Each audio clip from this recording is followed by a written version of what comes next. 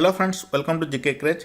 Friends, आपके आने वाले आरआरबी, एनटीपीसी और ग्रुप डी एग्जाम के लिए ये एक सबसे महत्वपूर्ण वीडियो होने वाला है, क्योंकि दोस्तों इस वीडियो में पिछले 5 साल में जितने भी रेलवे के एग्जाम हुए थे, खास करके आपके एनटीपीसी और ग्रुप डी एग्जाम में, उन सभी में दोस्तों जो सवाल सबसे ज़्यादा बार रिपीट हुए थे वो हम इस वीडियो में डिस्कस करने वाले हैं। यानी दोस्तों इन सब सवालों का रिपीट होने का चांस काफ़ी ज़्यादा है इस बार के एनटीपीसी और ग्रुप डी एग्जाम में। इसलिए दोस्तों इस वीडियो के आखिरी तक किसी भी हाल में जरूर देखिएगा। बड़ी मेहनत से आपके लिए कलेक्ट किया है। वीडियो में लाइक करके चैनल को जरूर सब्सक्राइब कीजिएगा और अपने दोस्तों के साथ इस वीडियो को जरूर शेयर कीजिएगा। तो दोस्तों पहला सवाल है, सुप्रीम कोर्ट के जो चीफ जस्टिस होते हैं, जो न्यायाधीश होते हैं, उनका सेवानिवृत्ति की उम्र क्या है।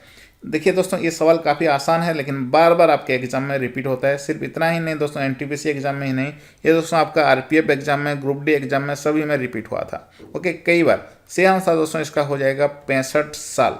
और दोस्तों अभी वर्तमान के समय में हमारे मुख्य न्यायाधीश कौन हैं? शरद अरविंद बोबडे। ओके, और दोस्तों इससे रिलेटेड कुछ और भी जान लीजिए। उच्च न्यायालय का गठन संबंधी प्रावधान अनुच्छेद 124 में किया गया है। और उच्चतम न्यायालय में एक मुख्य न्यायाधीश तथा 33 अन्य न्यायाधीश होते हैं। और दोस्तों उच्चतम न्यायालय में न्यायाधीश बनने के लिए न्यूनतम आयु सीमा निर्धारित नहीं की गई है। एक बार नियुक्ति होने के बाद इनके अवकाश ग्रहण करने की सीमा 65 वर्ष है। लोकसभा में उन सदस्यों की कुल संख्या कितनी है?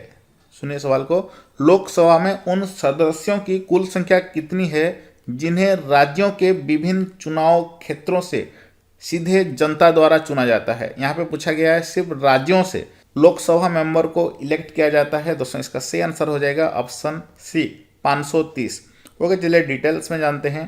दोस्तों लोकसभा सदस्यों की संख्या, जो अधिकतम संख्या क्या है, 552 है। और दोस्तों इनमें से 530 सदस्य डायरेक्ट राज्यों से, तो यानी जो 29 राज्य हैं हमारे पास, हमारे भारत में। दोस्तों नेक्स्ट सवाल है, निम्नलिखित में से कौन सा देश भारत का पड़ोसी देश है? ओके, काफ़ी आसान सवाल है। सी आंसर इसका क्या होगा दोस्तों? सी आंसर हो जाएगा नेपाल। ये भारत का पड़ोसी देश है।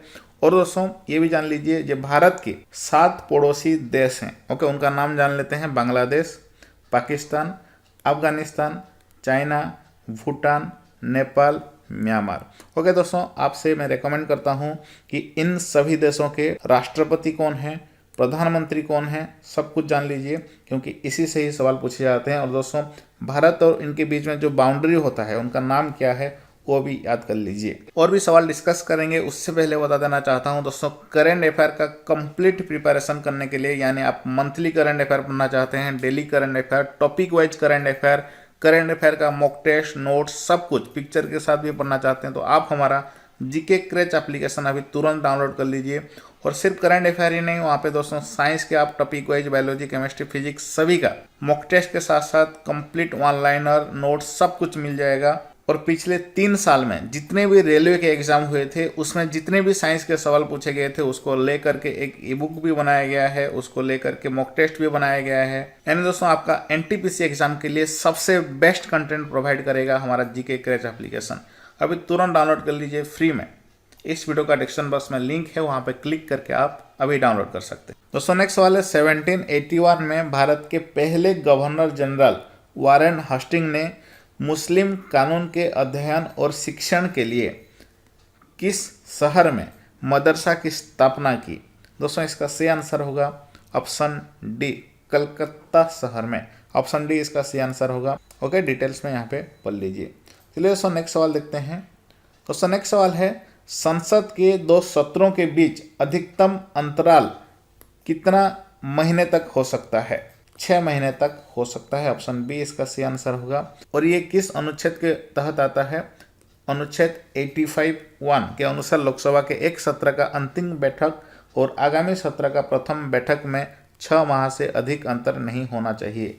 ओके, ये किस अनुच्छेद में आता है इसको भी याद रखिए। दोस्तों नेक्स्ट सवाल है, त्वरण का एसआई इकाई क्या है? What is the SI unit of acceleration? दोस्तों इसका सही आंसर हो जाएगा ऑप्शन सी, मीटर पर सेकेंड स्क्वायर।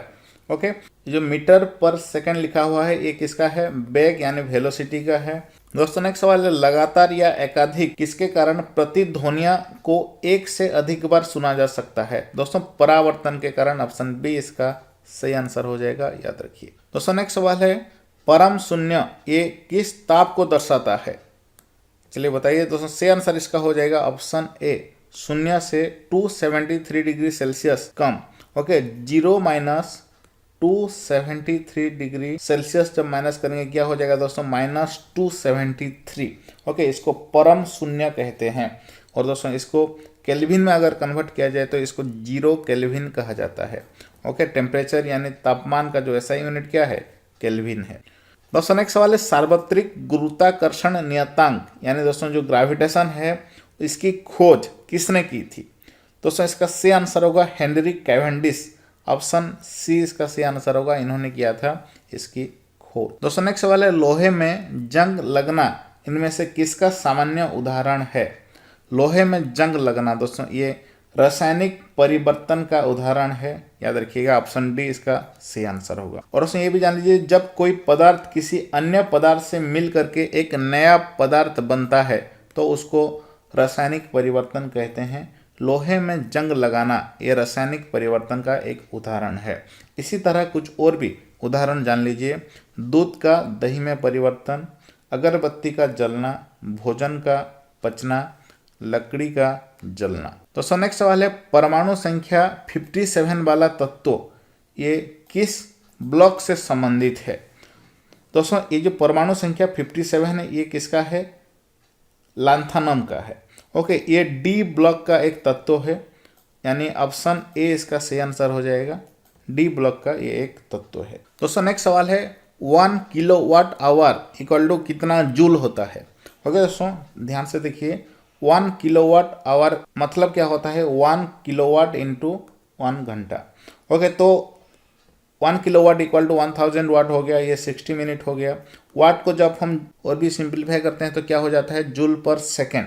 तो दोस्तों 1000 इंटू 60 इंटू 60 करेंगे जब, ये 3.6 इंटू 10⁻6 जूल हो जाएगा। ओके, इस फॉर्मूला को ध्यान से याद रखिए, क्योंकि दोस्तों इसी से न्यूमेरिकल भी पूछा जाता है और बार बार इसी तरह के सवाल भी पूछा जाता है, यहाँ पे आप देख सकते हैं। चलिए दोस्तों नेक्स्ट सवाल देखते हैं। दोस्तों नेक्स्ट सवाल है, ये जो राडार शब्द का फुल फॉर्म क्या है? ये सवाल आप देखे होंगे, कई बार आपके एग्जाम में रिपीट होता है। दोस्तों इसका सही आंसर जो है वो है radio detection and ranging. Okay, ये आपके ग्रुप डी एनटीपीसी सभी में बार बार रिपीट हुआ था इस बार, और आगे भी जरूर होगा। ओके दोस्तों, इसको किसने इन्वेंशन किया था? चलिए जानते हैं। दोस्तों इसको इन्वेंशन किया था टेलर एवं लियो, ये दोनों मिल करके किए थे। किस साल में? 1922 में। अगला सवाल देखते हैं दोस्तों। अगला सवाल है, मनुष्यों के लिए ध्वनि का श्रव्य सीमा लगभग कितनी तक होती है? सी आंसर होगा दोस्तों ऑप्शन सी। ओके, 20 हर्ट्ज से 20,000 हर्ट्ज तक, ऑप्शन सी इसका सही आंसर होगा। दोस्तों नेक्स्ट सवाल है, निम्नलिखित में से कौन सा समीकरण वेग समय का संबंध को दर्शाता है? दोस्तों इसका सही आंसर हो जाएगा ऑप्शन सी। ओके, वो होता है v minus u equal to AT, आपने देखे होंगे।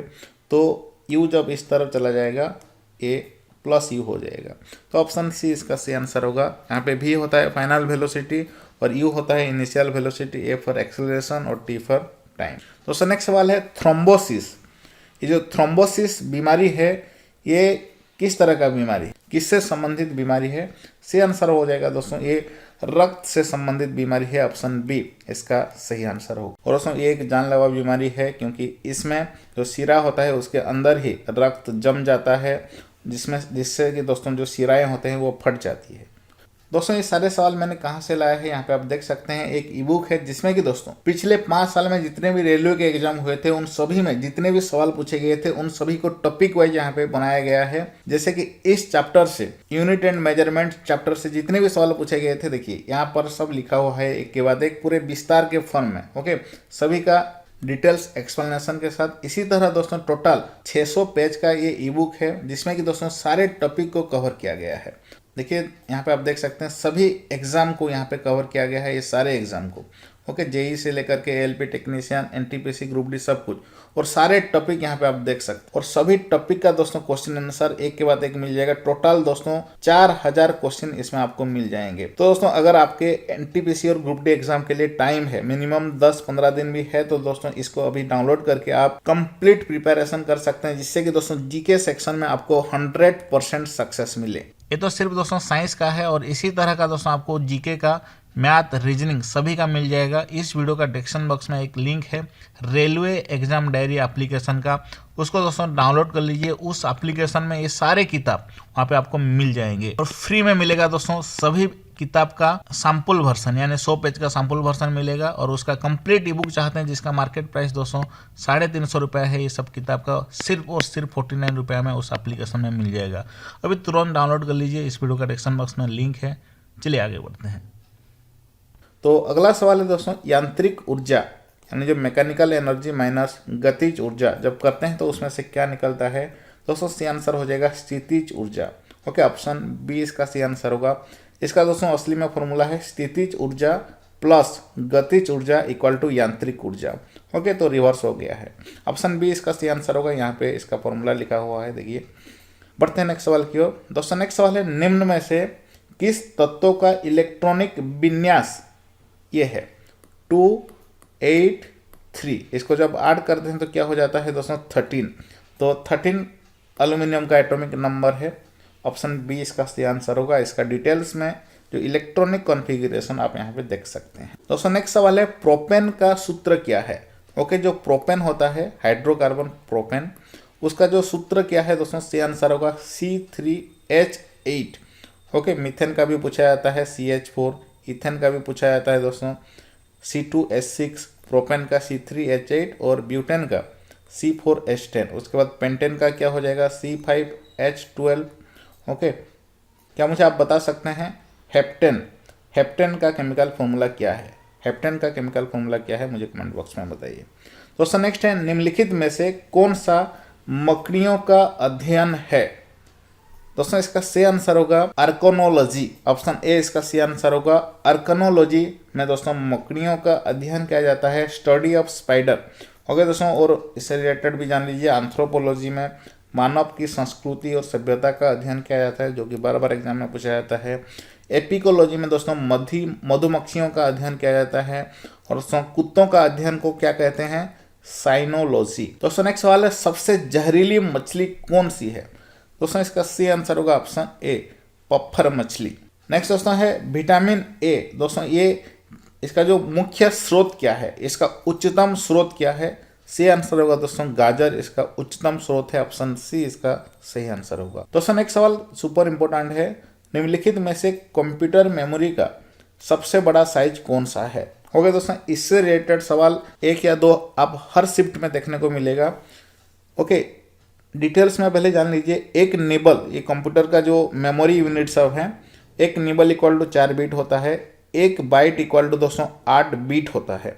एक kilobyte equal to 1024 byte होता है। उसके बाद मेगाबाइट इक्वल टू 1024 KB होता है। उसके बाद देखिए GB equal to 1024 MB, TB, उसके बाद पेटाबाइट, टेराबाइट के बाद पेटाबाइट, उसके बाद दोस्तों एक्साबाइट, जेटाबाइट, योटाबाइट। ओके, तो सभी को नोट डाउन कर लीजिए। तो यहाँ पे जब हम ऑप्शन को देखते हैं तो सही आंसर इसका हो जाएगा योटाबाइट। तो नेक्स्ट सवाल है, भारत के संसद में लोकसभा के प्रथम अध्यक्ष कौन थे। सही आंसर होगा दोस्तों option B, Ganesh Mavalankar. Okay, option B इसका सही आंसर होगा। और दोस्तों किस अनुच्छेद में लोकसभा के अध्यक्ष और उपाध्यक्ष से रिलेटेड प्रावधान है, अनुच्छेद 93। ओके, दोस्तों अगला सवाल है, भारत के प्रधानमंत्री के पद हेतु नामित किए जाने के लिए एक व्यक्ति का न्यूनतम आयु कितनी होनी चाहिए। सही आंसर होगा दोस्तों 25 वर्ष मिनिमम होना चाहिए। ऑप्शन बी इसका सही आंसर होगा। दोस्तों नेक्स्ट सवाल है, अगर राष्ट्रपति उपराष्ट्रपति दोनों पद से रिक्त हो जाते हैं तो भारत का राष्ट्रपति के लिए किसे नियुक्त किया जाएगा। दोस्तों सही आंसर हो जाएगा इसका ऑप्शन सी, भारत के मुख्य न्यायाधीश को। दोस्तों नेक्स्ट सवाल है, संस्कृत शब्द सत्यमेव जयते ये कहाँ से लिया गया है। सही आंसर होगा दोस्तों मुंडक उपनिषद से लिया गया है। ऑप्शन ए इसका सही आंसर होगा। तो दोस्तों बस आज के इतने ही सवाल थे। उम्मीद करता हूँ वीडियो पसंद आया होगा आपको। इसका पार्ट 2 अगर आप चाहते हैं तो कमेंट बॉक्स में ज़रूर बताइएगा। और दोस्तों इसका कंप्लीट बुक अगर चाहते हैं तो इस वीडियो का डिस्क्रिप्शन बॉक्स में मिल जाएगा। दोस्तों किसी भी हाल में ज़रूर डाउनलोड कर लीजिएगा। सबसे बेस्ट कंटेंट है आपका एनटीपीसी और ग्रुप डी एग्जाम के लिए। आप सभी लोगों को इस पीडीएफ जरूर डाउनलोड कर लेना चाहिए, पूरा कंप्लीट ई बुक का। और उसके साथ साथ हमारा जीके क्रैच एप्लीकेशन भी डाउनलोड कर लीजिएगा, जिसका लिंक आपको वीडियो का डिस्क्रिप्शन बॉक्स में है। फिर मिलेंगे नेक्स्ट वीडियो में। धन्यवाद।